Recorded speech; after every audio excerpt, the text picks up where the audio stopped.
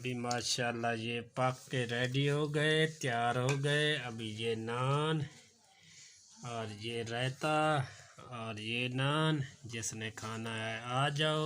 Video देखनी है तो देसी फूड में चले जाओ। वीडियो पसंद आए लाइक करना और शेयर करना, कमेंट्स करना। ओके, अल्लाह हाफिज़। अस्सलाम वालेकुम फ्रेंड, क्या हाल है? ठीक हो? खैर खैरियत?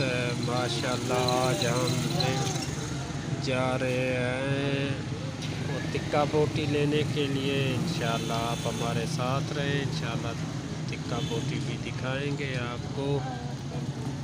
माशाल्लाह ये टिक्का बोटी, माशाल्लाह ये टिक्का बोटी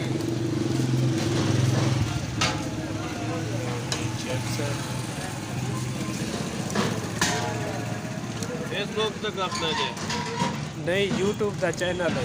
अच्छा कुकिंग वाला। ये माशाल्लाह ये देखो ये बोटियाँ।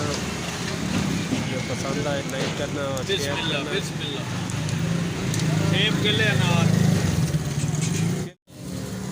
बटे साहब 6 रोटी में 20 किलो नंबर 200। नहीं है माशाल्लाह तैयार होने वाले हैं।